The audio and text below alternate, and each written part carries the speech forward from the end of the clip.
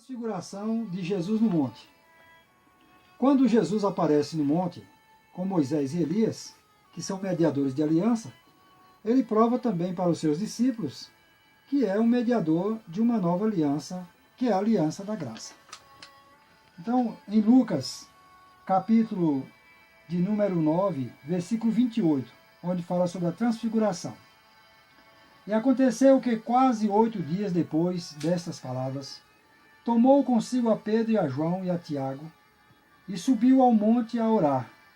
E estando ele orando, transfigurou-se a aparência do seu rosto, e as suas vestes ficaram brancas e muito resplandecentes. E eis que estava falando com ele 2 varões, que eram Moisés e Elias, os quais apareceram com glória e falavam da sua morte, a qual havia de cumprir-se em Jerusalém. Amém.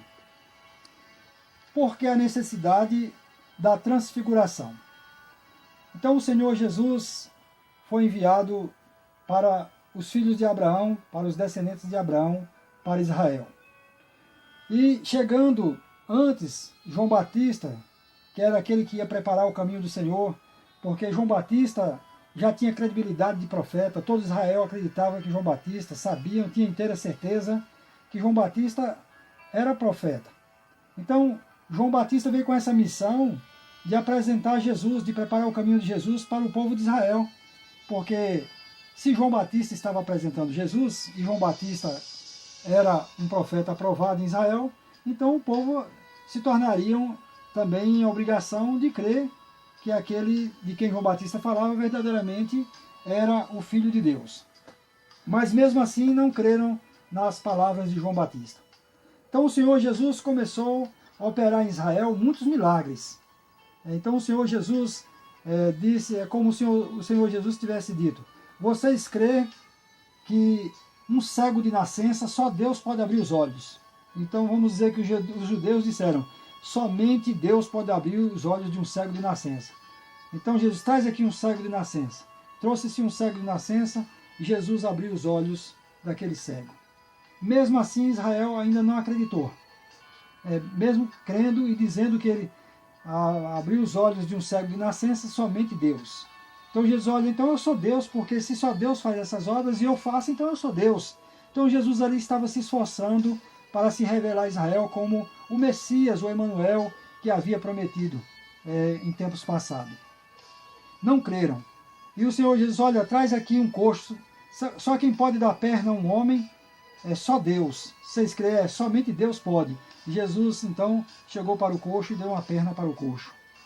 E assim mesmo Israel duvidava, não acreditava. Então por fim o Senhor Jesus, olha, e quem pode ressuscitar um morto que já está podre há 4 dias? Só Deus pode fazer uma obra dessa. E Jesus vai lá no túmulo de Lázaro e grita: Lázaro, sai para fora. E já era 4 dias que Lázaro havia morto e Lázaro já fedia mal, já cheirava mal. E aí o defunto então ouviu, aquele defunto já em estado de decomposição, ouviu a voz de Jesus e saiu do túmulo. Mesmo assim, Israel não acreditava. Acreditava nos milagres, Jesus se esforçava fazendo os milagres. Jesus não fazia milagre para ganhar dinheiro, mas Jesus fazia os milagres para que o povo cresce verdadeiramente que ele era o Filho de Deus.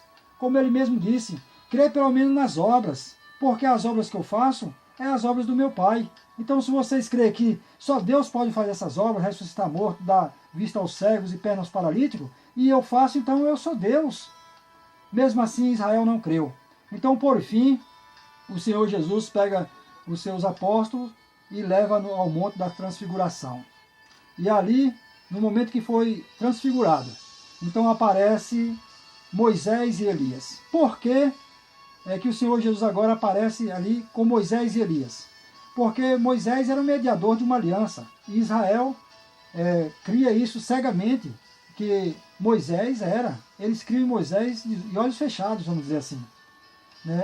E Elias, Israel também acreditava no profeta Elias como sendo o mediador da aliança dos profetas.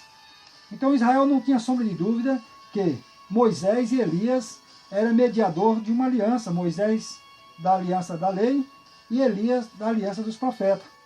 Então o Senhor Jesus agora aparece entre os dois ministros, vamos dizer, os dois ministros, os dois mediadores, e aí começam a comentar sobre a sua morte para a santificação, a remissão de muitos, sendo ele também um mediador. Então agora, se Jesus aparece entre dois ministros, entre dois mediadores de alianças passadas, então agora prova que ele também é o mediador de uma nova aliança. Mesmo assim, Israel não creu, como conhecemos a história, que Jesus, ele é o mediador de uma nova aliança no seu sangue, que foi derramado por nós na cruz do Calvário. Então, esta passagem da transfiguração mostra aí como o Senhor Jesus se esforçou, né, para se revelar a Israel como um ministro da salvação, como mediador de uma nova aliança, sendo ele o próprio Cristo, o Messias, o Emanuel, que havia Deus prometido, e pela boca dos profetas falou em tempos passados longamente acerca desse trabalho de uma obra expiatória de Jesus, o Messias, para a expiação dos nossos pecados. Mas Israel rejeitou e não creu. Mas não é diferente nos nossos dias, né? Não precisa Jesus curar as pessoas querem um sinal, as pessoas querem ver um sinal. Mas aqui nós vamos ler Mateus capítulo 16, onde fala assim: E chegando-se os fariseus e os saduceus para o tentarem, pediram-lhe um sinal, mostrasse um sinal do céu. Mas Jesus respondendo disse-lhe: Quando é chegada a tarde, dizeis, haverá bom tempo, porque o céu está rubro, e pela manhã, hoje haverá tempestade, porque o céu está de um vermelho sômbrio. Hipócritas, sabeis diferenciar a face do céu, e não conhecereis os sinais dos tempos? Uma geração má e adúltera pede um sinal, e nenhum sinal lhe será dado, senão o sinal do profeta Jonas. Assim como Jonas teve por 3 dias no ventre da baleia, quando foi lançado ali na cidade de Nínive creu, porque então o Jonas, o profeta Jonas, havia saído da boca de uma baleia. Então assim, o Senhor disse: quando o Filho do Homem sair ressuscitado entre os mortos, então vocês vão crer, como a cidade de Nínive creu em Jonas. Quando eu sair também do túmulo, vocês vão crer que eu sou verdadeiramente o Filho de Deus.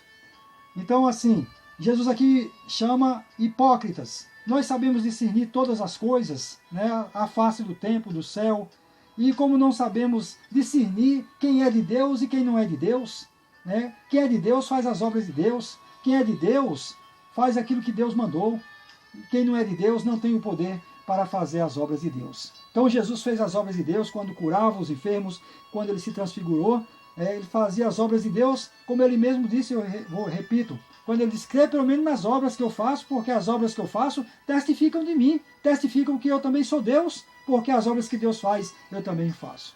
Então, que Deus em Cristo Jesus, através do seu Santo Espírito, assim, fale conosco, que não há necessidade de nós vermos milagres e cura, mas crermos verdadeiramente que Jesus, pelas Escrituras, ele é o Filho de Deus, o enviado, o Cordeiro que veio para tirar o pecado do mundo. Amém e amém.